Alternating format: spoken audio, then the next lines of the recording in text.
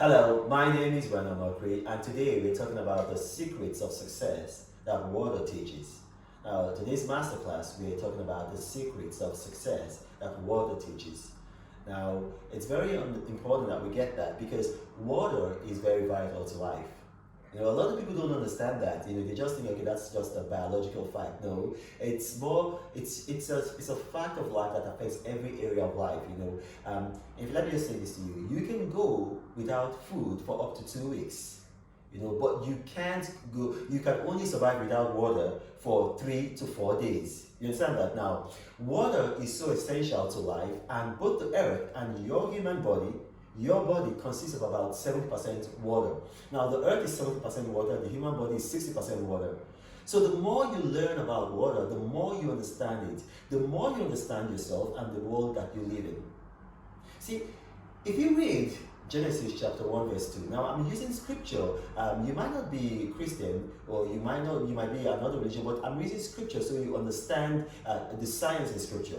When you read Genesis chapter 1 verse 2, you see that water existed when God created this world.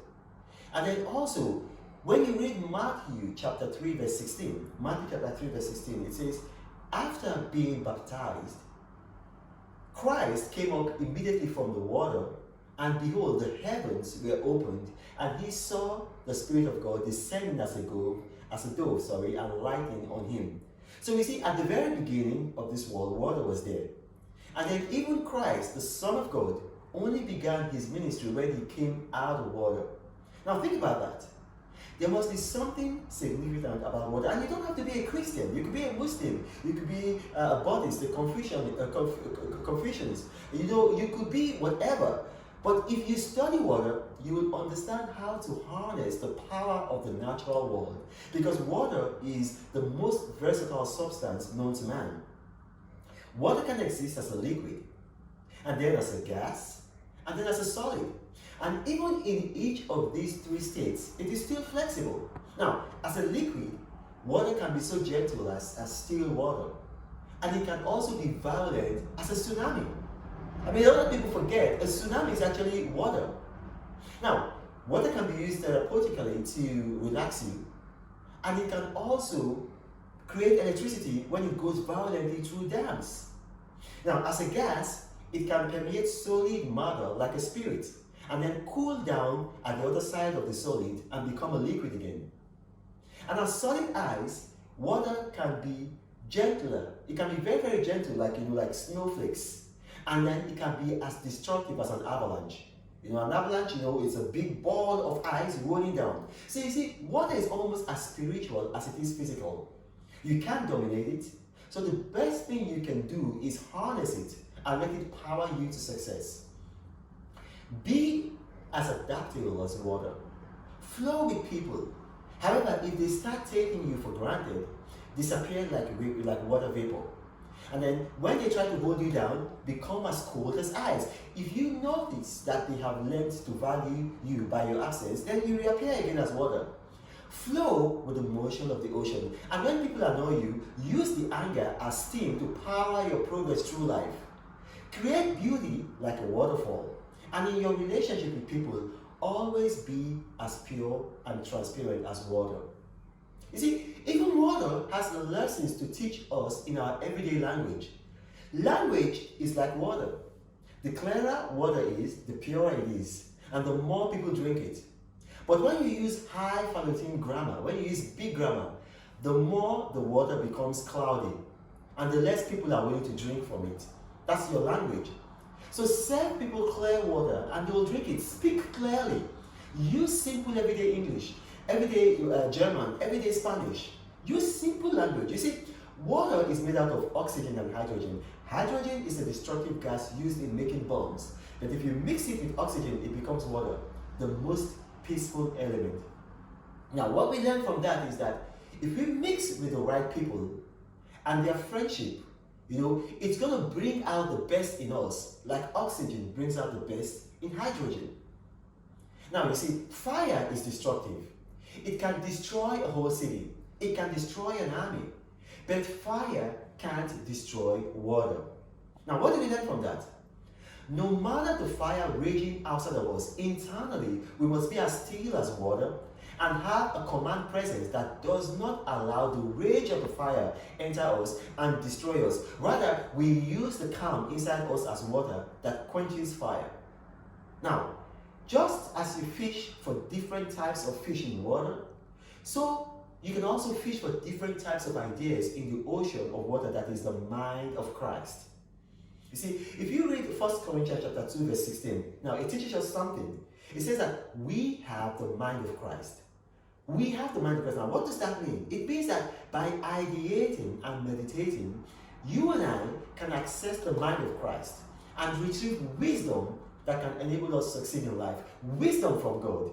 See, that's what 1 Corinthians chapter 1, verse 30 means when it says that for our benefit, God made Christ to be wisdom itself. Now, here's the thing. Christ is not just meant for Christians.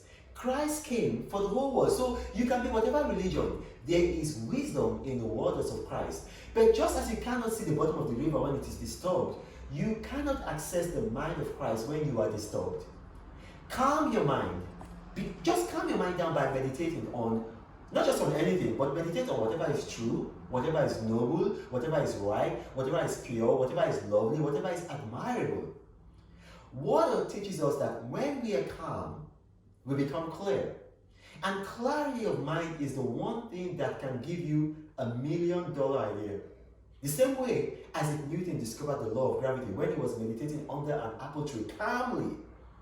You see, water also teaches us, to be generous. Because we see that God does not give rivers water so they can drink their own water. Have you ever seen a river that drinks its own water? No.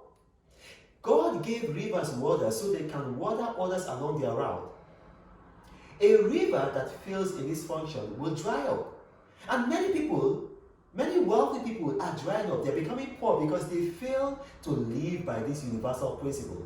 And because they fail to perform this divine function, they become like the Dead Sea. Dead, putrid, and unattractive. Something else we learn about water is that God often uses water to save us.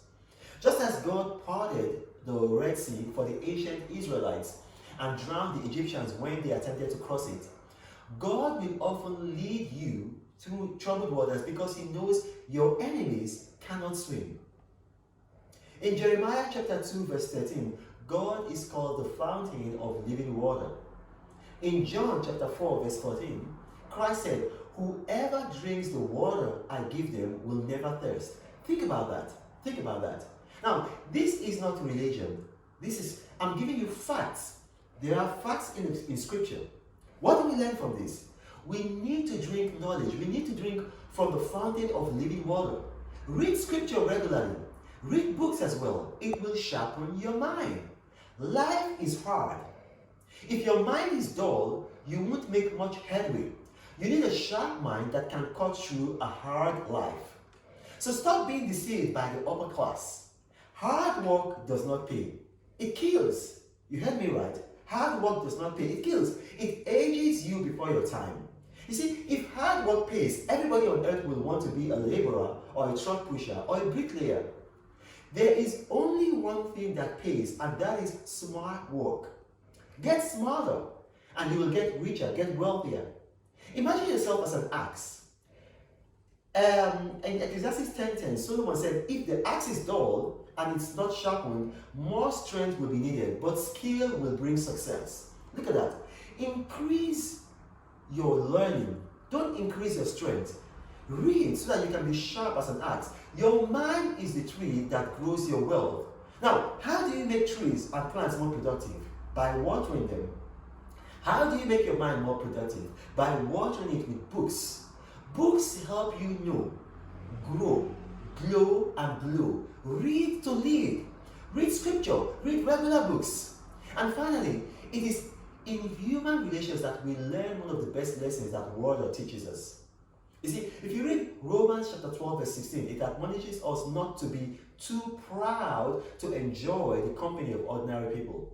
Think about that for a minute. Think about that for a minute.